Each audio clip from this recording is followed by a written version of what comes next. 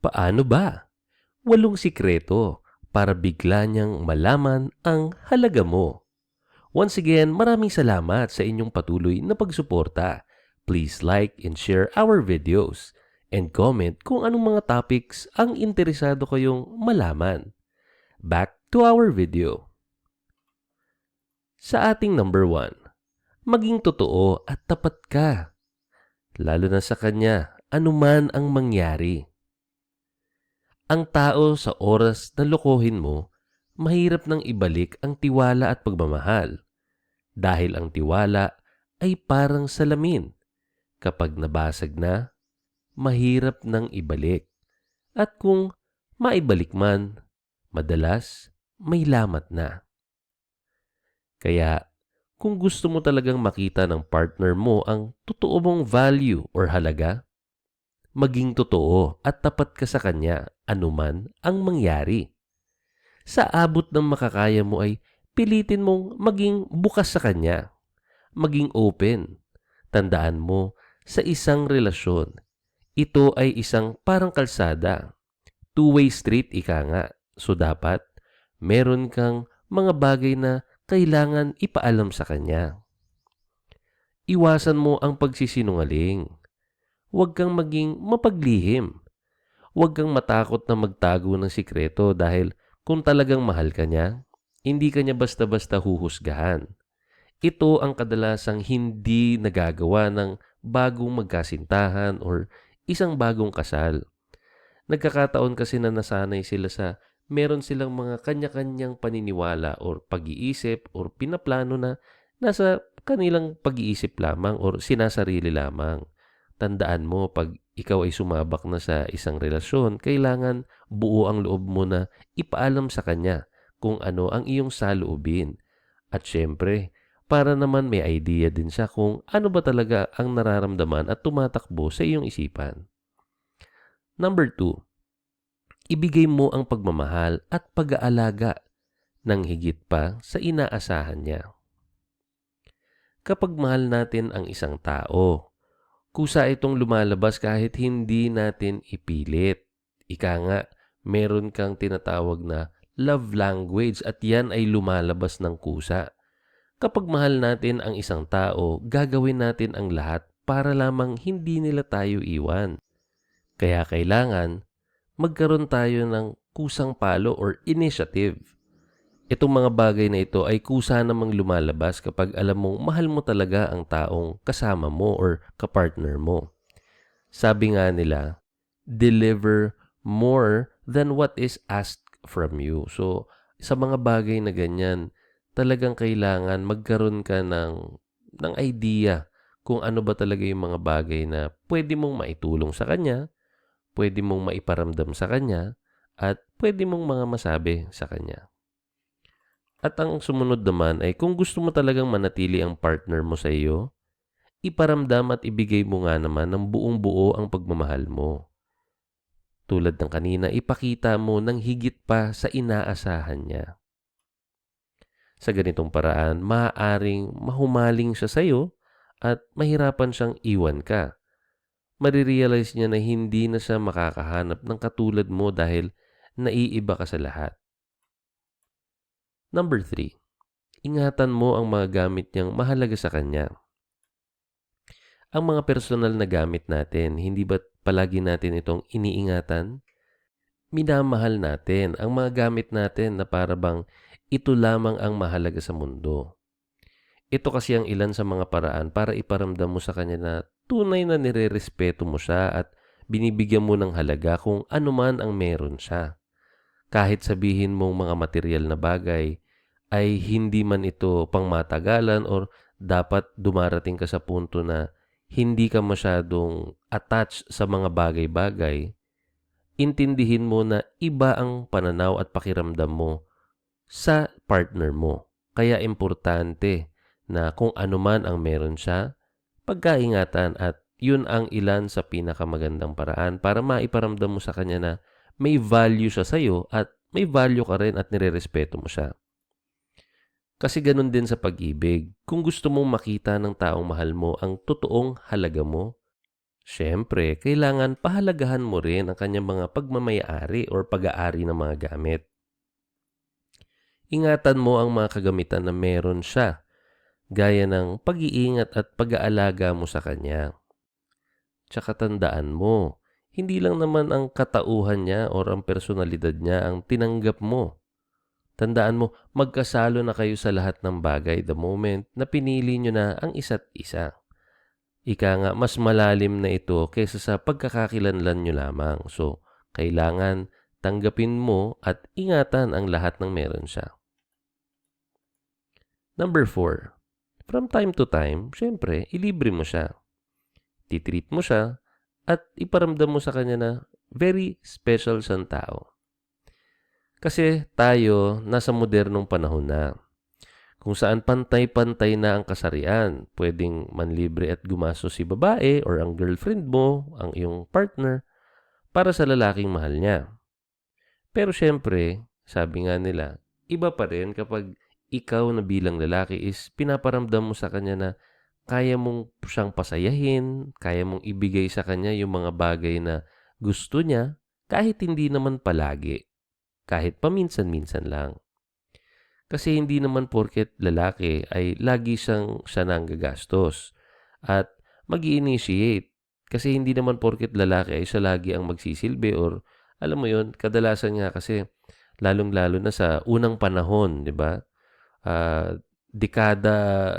ilang dekada nang lumipas, kadalasan syempre lalaki ang provider, lalaki ang nanlilibre, lalaki ang nagbibigay ng mga material na bagay bilang regalo at simbolo ng pagmamahal. Sa panahon ngayon, parehas na kasi na merong earning capability, no? May kapasidad na ang isang babae na kumita ng pantay or mas higit pa sa isang lalaki or sa kahit sinong individual. Ngayon, sa panahon na ito, pwedeng yes, equal kayo bilang magpartner, pero iba pa rin yung feeling na nagbibigay ka ng something na galing sa'yo. Kasi mas malalim pa minsan ang mga bagay na pagdating sa panlilibre. Imaginein mo kung ikaw ay nanlibre sa kanya, syempre yung pera ang iyong gamit, yung pera na yun, kinita mo yun galing sa iyong pinagtrabahuhan or negosyo na pinaglaanan mo ng oras. So, to cut the long story short, ultimately, parang ang inaalay mo sa kanya, no, ay oras mo na pinaghirapan.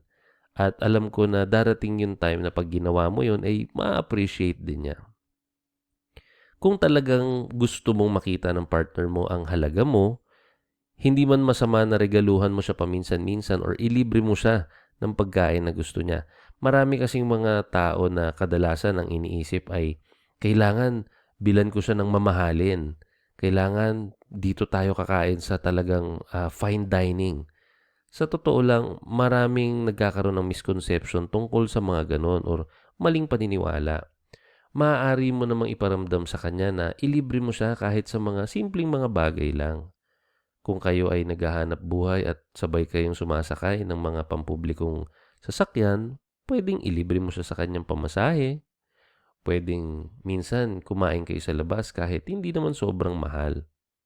Darating naman ang panahon na kapag gumanda ang inyong hanap buhay at kapag naging successful ang inyong karera sa buhay, mapaparanas mo sa kanya lalo, no? Yung mga bagay, kumbaga yung mga finer things in life, ika nga. Yung mga mas magaganda, mas masasaya, at mas masarap na bagay na ma-experience. Sa ating number 5, mahalin mo ng totoo ang kanyang pamilya. Dito, ito talaga napakahalaga dahil opinyon ng ating mga pamilya kapag tayo ay nakikipagrelasyon or nakikipag-partnership. Aminin man natin o hindi, ang opinyon nila ay malaking bagay para sa atin. So, ang ating mga family members, relatives, nanay, tatay, kapatid, kuya, ate, meron yan madalas na mga opinion or mga bagay na sasabihin nila. So, kailangan bilang ikaw ay isang partner, kailangan kung meron mong sasabihin yung side ng iyong partner ay i-value mo din at bigyan ng halaga ang kanilang mga opinion, lalo na sa inyong relasyon. Kasi ang approval nila sa mga taong mamahalin natin ay kailangan i-consider natin. Okay? So, kaya naman kung gusto mong makita ng partner mo na mahalaga ka talaga, may value ka, mahalin mo ng totoo ang kanyang pamilya.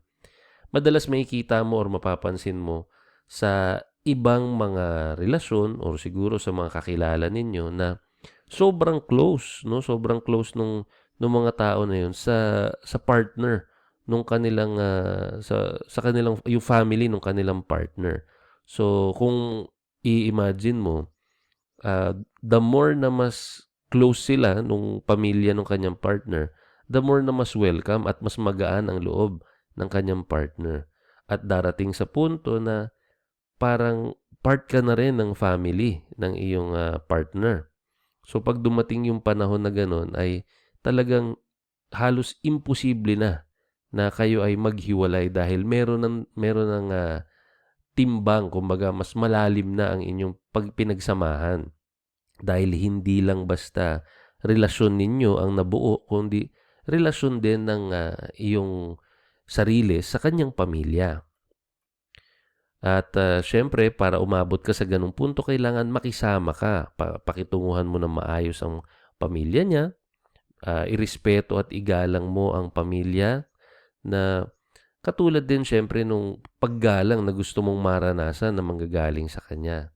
So, makipag-close ka rin nang sa gayon ay magkaroon pa kayo ng mas malalim na koneksyon. Kaya napaka-importante nito. Kadalasan nga, sabi nila, bago mo makuha ng tuluyan ang iyong nililigawan, kailangan ligawan mo muna ang pamilya or ang magulang. 'Di ba? Kasi madalas ang approval din ay nanggagaling doon sa mga kamag-anak at sa mga taong madalas na nakapaligid doon sa iyong partner. Sa ating tip number 6, ipakita mong marunong kang makontento. Kung gusto mo talaga makita ng taong mahal mo na mahalaga ka para sa kanya, ipakita mong marunong kang makontento sa mga binibigay niya sa'yo. Darating kasi yung mga panahon na baka pag inisip niya na hindi mo na-appreciate yung mga bagay na binibigay niya, darating yung panahon na ang thinking niya or ang pagtingin niya sa'yo ay nagiging demanding ka na. So, hayaan mo siyang gawin ng mga bagay na gusto niya para sa'yo ng kusa at hindi pinipilit. Huwag tayong magde-demand, okay?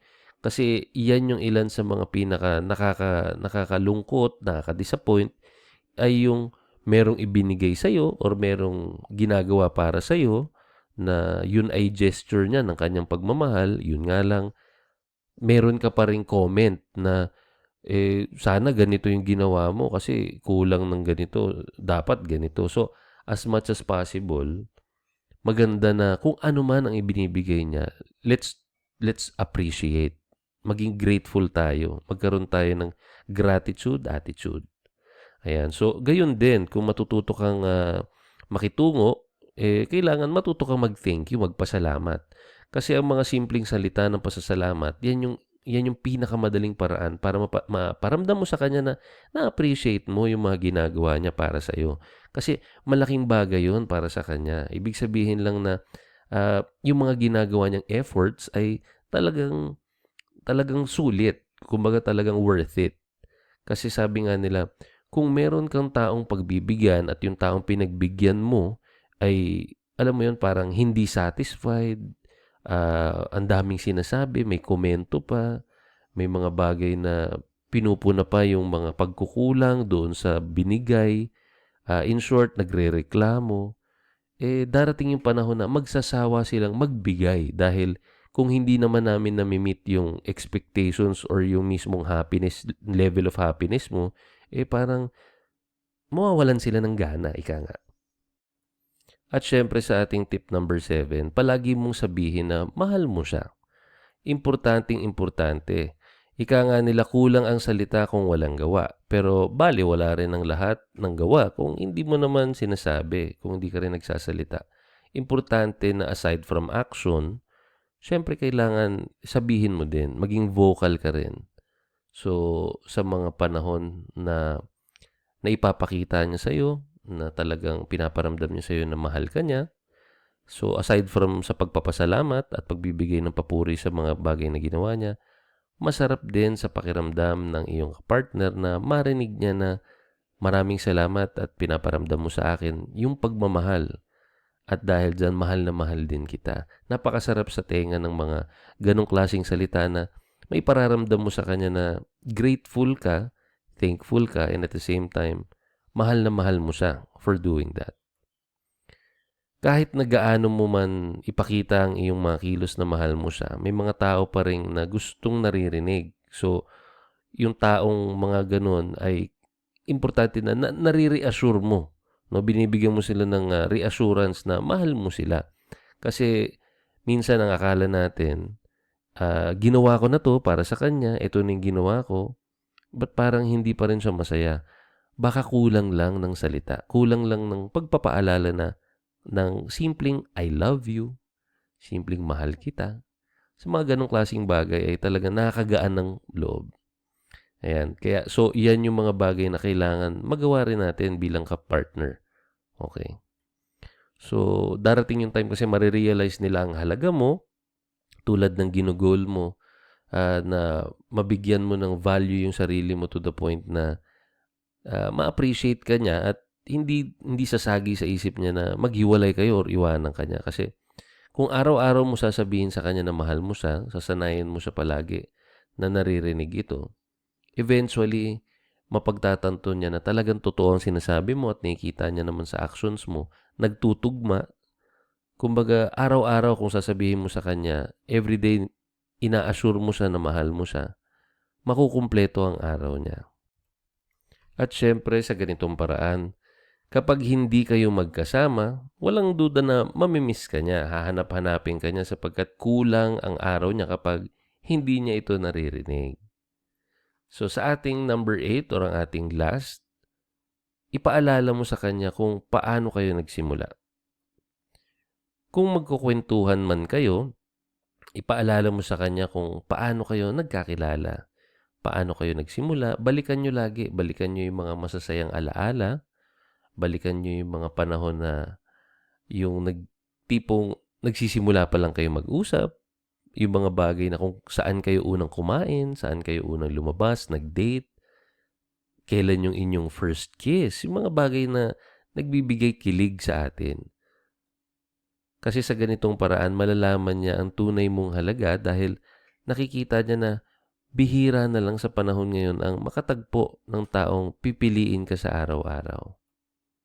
Yung pakiramdam na para ulit kayong nagliligawan, yung tipong binabalik-balikan nyo, yung mga masasayang alaala ninyong dalawa at marirealize niya kung gaano ka talaga kahalaga dahil ina-appreciate mo at nakatatak sa isip mo yung mga memories, yung mga mismong moments na yon. Once again, maraming salamat po sa patuloy na pagsuporta sa aming YouTube channel. Maaari po kayong mag-like, mag-share, and mag-comment ng inyong mga topic na gustong pag-usapan. Muli po, magkita-kita tayo sa ating susunod na video.